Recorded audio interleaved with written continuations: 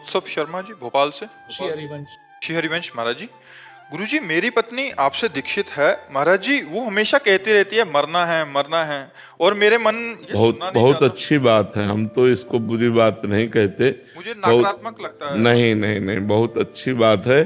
जिसके दिमाग में बात आ गया कि मरना है, यहाँ से तो जाना है, यहाँ रहना नहीं, देश बिराना है, यहाँ से जाना है। अच्छे कर्म कर लो, सबको प्यार दो, खूब नाम जप करो। इसको इस तरह से लिया जाता है, जैसे जो वो कह रही है वही मेरे दिमाग में हर समय रहता है, मरना है।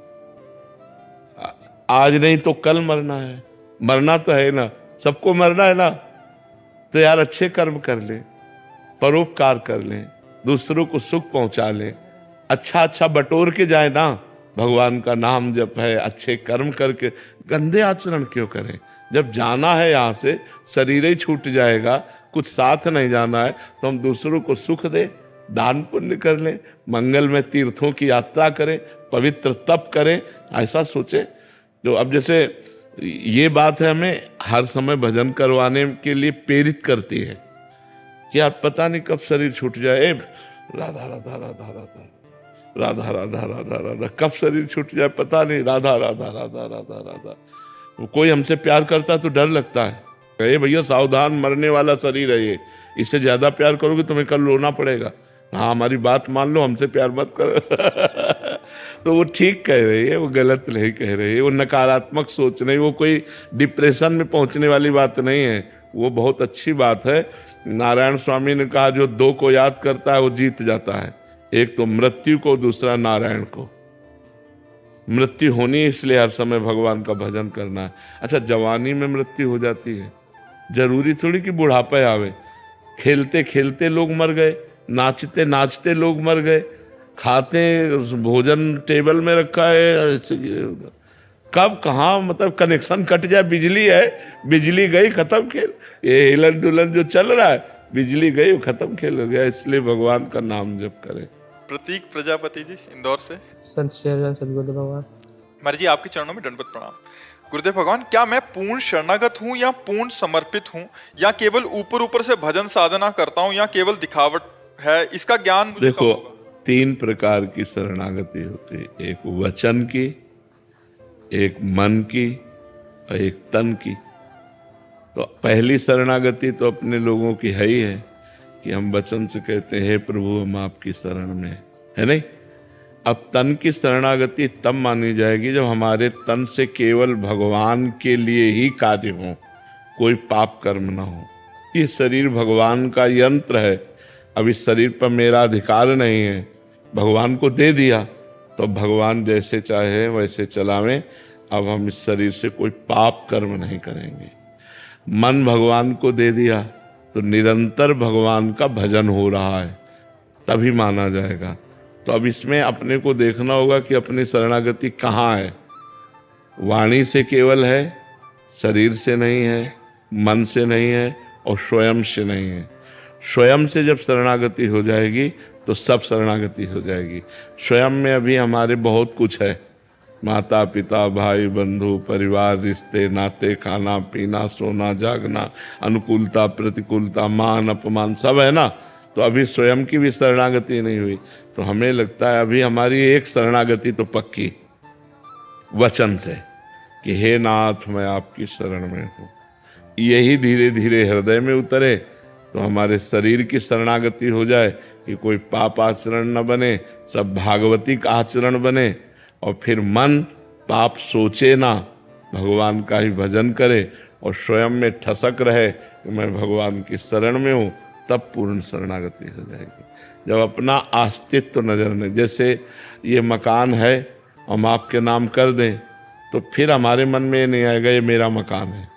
ये मेरा मकान था लेकिन अब हमने आपको दे दिया, तो तन मन प्राण जीवन सब भगवान के हवाले कर दिया।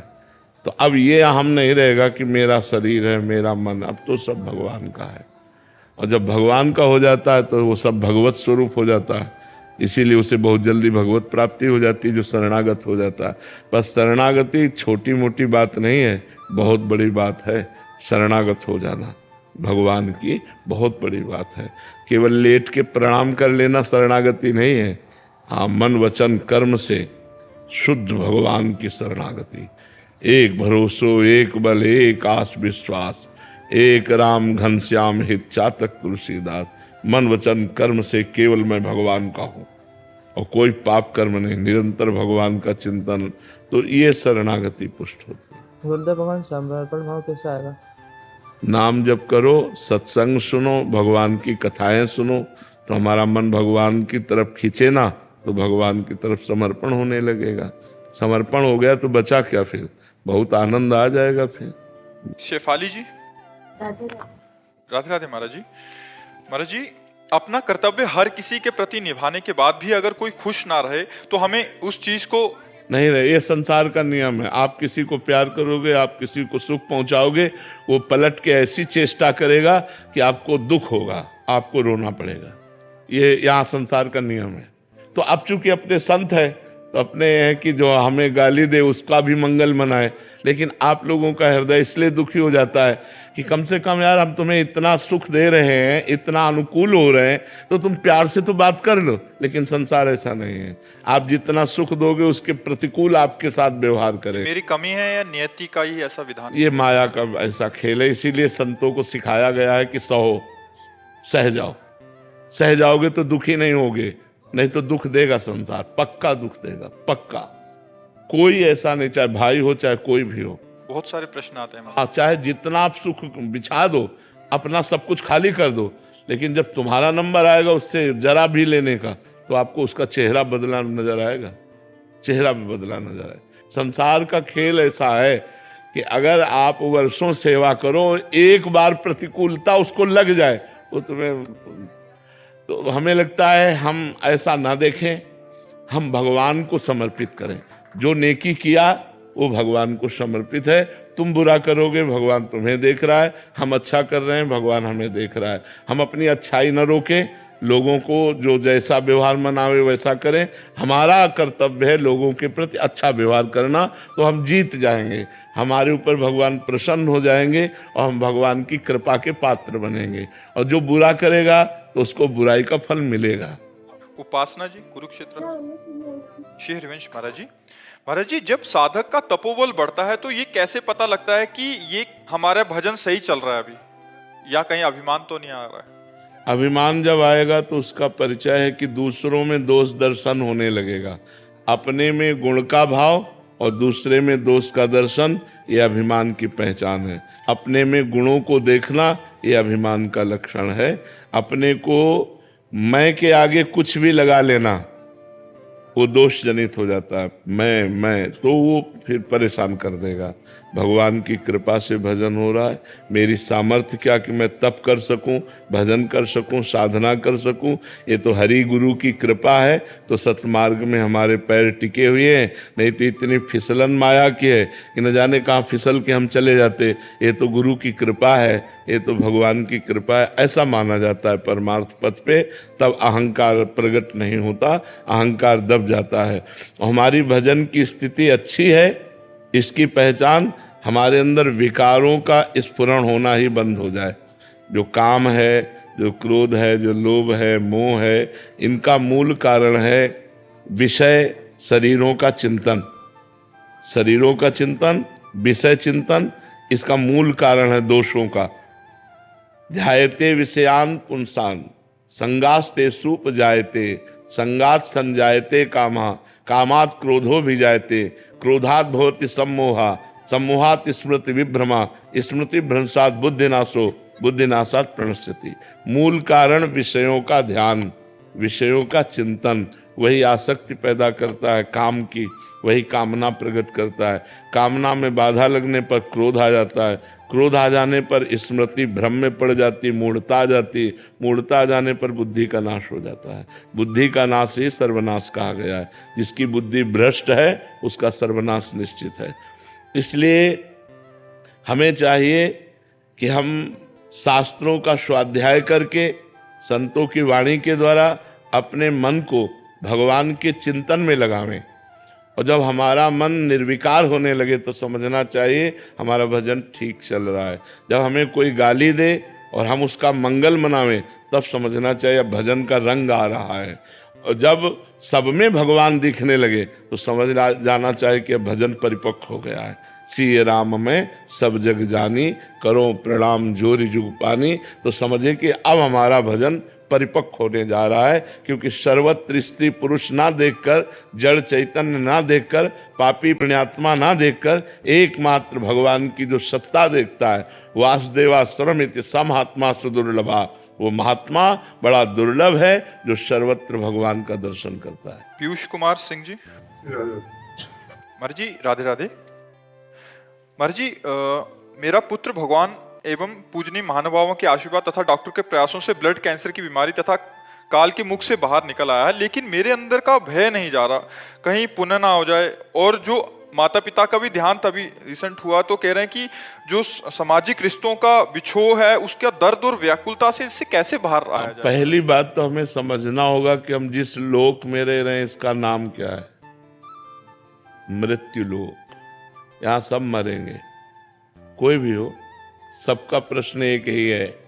सबके प्रियजन मरते हैं, प्रियजनों का वियोग होता है, चाहे वो कोई रिश्तेदार हो, चाहे वो सगा संबंधी हो, चाहे खुद का शरीर हो, इससे भी वियोग होगा। अगर वियोग का समय आ गया है तो किसी भी डॉक्टर की ताकत नहीं कि बचा सके। उसी तिथि को मरेगा, उसी मिनट में मरेगा, उसी सेकंड में मरेगा, जो पहले से निश्चित है। हमें चिंता नहीं करनी। आपके प्रयास से या डॉक्टर के प्रयास से मृत्यु की तिथि और मृत्यु के समय को टाला नहीं जा सकता। कोई कितना भी सिद्ध डॉक्टर हो, मृत्यु के समय को नहीं टाल सकता। जो विधना ने लिख दिया छठी राव के अंक, राई घटे न तिल बढ़े, रहुरे जीव निशंक। चिंता क्यों करते हो? जब जाना है तभी जाना है, और जब तक जाना नहीं है तो कोई भी हमें मार नहीं सकता, और जब जाना है तो हमें कोई रोक नहीं सकता। ये पक्का विधान समझ लो, तो निर्भय हो जाओगे। अधिक प्रियता के कारण लगता है कि इस समय तो बच गया, कहीं पुनः कैंसर ना प्रकट हो जाए, कहीं पुनः ऐसा, वो हमारा अधिक प्रेम होता है। हम यहाँ सबसे प्रेम करते हैं, जिसको सांसारिक भाषा में राग कहते हैं, मोह कहते हैं, हम उसे भागवतिक शब्द में प्रेम कहते हैं। शरीरों का अधिक लगाव हो जाने के कारण हम मृत्यु से भयभीत हो जाते, चाहे अपने शरीर चाहे अपने प्रियजनों के। अधिक प्रीति मन भा संदेहा, तो लगता कहीं ऐसा ना हो जाए, कहीं ऐसा ना हो जाए। तो हमें लगता है निश्चिंत रहना चाहिए। जिस दिन जाना उस दिन आप रोक नहीं सकते, और जिस दिन नहीं जाना जब, तो आप मिटा नहीं सकते। कितना प्रहलाद जी के मारने का उनके पिता हिरण्यकश्यप ने ही कितना प्रयास किया, बाल बांका नहीं हुआ। तो हमें लगता है पुत्र को भी नाम जपवाओ और आप भी नाम जप करो और निश्चिंत होकर के रहो। बिल्कुल डरो मत, जब जहाँ जो होना है वो हो के रहेगा। सुनो भरत भावी प्रबल, बिलख कहो मुनिनाथ, हानि लाभ जीवन मरण जस अपजस विधियात। वो हमारे तुम्हारे हाथ में नहीं, किसी के हाथ में नहीं, विधियात। हानि लाभ जीवन मरण जस अपजस विधियात। निश्चिंत रहो, नाम जप करो, और ये ध्यान रखो कि इस लोक का नाम है मृत्यु लोक, या हम सब मरेंगे। हमारी सबकी एक तिथि है, तारीख है, समय है, दिन है, हमें पता नहीं, पर हमें जाना पड़ेगा। यहाँ से जाने के लिए जो तैयार है वही बुद्धिमान है। जो यहाँ तैयारी नहीं कर पा रहे वही पछता कर जाएंगे। तैयारी क्या है? भगवान का नाम जप करना, परोपकार करना, तीर्थयाटन करना, दूसरे का हित कर देना और निरंतर नाम जप करना। तो ये तैयारी है। यहाँ से जाना, यहाँ कुछ अपना नहीं, न कुछ हमारे साथ जाएगा, न कोई हमारे साथ जाएगा। दुनिया में लाखों का मेला जुड़ा, हंसा जब जब उड़ा तो अकेला उड़ा। अकेले जाना है, अपने कर्मों का हिसाब भोगना है। इसलिए नाम जप करो, अपने कर्तव्य का पालन करो और निश्चिंत रहो। तुम्हारा पिता का कर्तव्य है तो तुम पिता रूप से पुत्र की पूरी व्यवस्था करो। इसके बाद भगवान के ऊपर छोड़कर निश्चिंत हो जाओ, चिंता मत करो। महक जी मुंबई से। राधे राधे महाराज जी। महाराज जी कहते हैं जो होता है अच्छे के लिए होता है, पर महाराज जी अच्छे लोगों के साथ बुरा और बुरे लोगों के साथ अच्छा होता है, ऐसा क्यों देखा जाता? हाँ, ऐसा थोड़ी देर के लिए दिखाई दे सकता है। हम आपकी बात मानते हैं इसलिए दिखाई दे सकता है कि जो बुरा कर्म कर रहा है वो अभी अभी कर रहा है वर्तमान में, लेकिन पीछे उसने जो अच्छा कर्म किया वो इस समय वो उसको फल दे रहा है। तो बुराई में भी वो उन्नति को प्राप्त हो रहा है। और एक अभी अच्छा कर्म कर रहा है लेकिन पीछे उसने बुरा किया, तो बुरे कर्म का फल आया दुख। वो अच्छा करते हुए भी दुख भोग रहा है और वो बुरा करते हुए भी सुख भोग रहा है। इसके पीछे उसका प्रारब्ध कर्म है, ना कि वर्तमान। वर्तमान का कर्म तो अच्छा है और अच्छे का फल अच्छा होता है, बुरे का फल बुरा होता है। तो ये वर्तमान का किया हुआ कर्म आगे उसको दंड देगा या आगे उसको सुख देगा। अच्छे कर्म का फल सुख होता है, लेकिन जो हमारा बीता हुआ काल है, भूतकाल है, उसमें जो हमने पाप किए हैं, तो आज हम अच्छे कर्म कर रहे हैं, हमें दुख भोगना पड़ रहा है। वो वर्तमान में पाप कर्म कर रहा है लेकिन वो उन्नति को प्राप्त हो रहा है, क्योंकि पीछे अच्छा कर्म था। वो अच्छा कर्म उसके ऊपर इस समय कृपालु बना हुआ है और उसकी उन्नति हो रही है। लेकिन परिणाम में अच्छे कर्म वाला सुख को प्राप्त होगा, बुरे कर्म वाला दुख को प्राप्त होगा। वर्तमान में बदला दिखाई दे सकता है, दृश्य अलग अलग, कि देखो बुरा कर रहा है, कार में चल रहा है, और धर्म से चल रहा है तो साइकिल भी सही नहीं है। ऐसा हो सकता है, लेकिन परिणाम में बुरा करने वाले का नाश होगा और अच्छा करने वाला उन्नति को प्राप्त होगा। अंतरा जी। श्री हरिवंश महाराज जी। महाराज जी, आप जैसा बोलते हैं कि अपनी राधा नाम की अटैची रेडी रखो और इस माया जाल से निकलो और ठसक लाओ भगवत प्राप्ति की। आपकी कृपा से ठसक तो बनी है, पर इस ठसक में और आगे प्रगति कैसे करें महाराज जी, और ठसक पूरी हो? निरंतर सुमिरन, संसार का चिंतन छूटे और प्रभु का निरंतर चिंतन हो, इसी से सब सद्गुण आ जाएंगे। संसार के चिंतन से ही सारे दुर्गुण आते हैं और परमात्मा के चिंतन से ही सारे सद्गुण आते हैं। तो हमारा संसार का चिंतन छूटे और प्रभु का चिंतन हो। नाम नाम जितना जपोगे उतने ही आपके अंदर दिव्यता आएगी, उतने ही आनंद आएगा, उतने ही गंदी बातें नष्ट हो जाएंगी। दुर्वासना मम सदा परिकर्षयन्ति, जो हमारे अंदर दुर्वासना खींचती है, शरीर आकर्षण, भोगाकर्षण, रूपेक आकर्षण, मान सम्मान, ये चकाचौंध संसार की, ये मायाकृत है, ये सत्य नहीं है, अंत में तुम्हारे साथ जाने वाली नहीं है। तो हम निरंतर भगवान का चिंतन करने का अभ्यास करें। राधा राधा, कृष्ण कृष्ण, वाहेगुरु वाहेगुरु। जो जहाँ जहाँ जुड़ा हुआ है वो अपने गुरुदेव के द्वारा दिए हुए नाम का खूब जप करे, उसी से सब स्थिति आ जाती है। ममता शर्मा जी।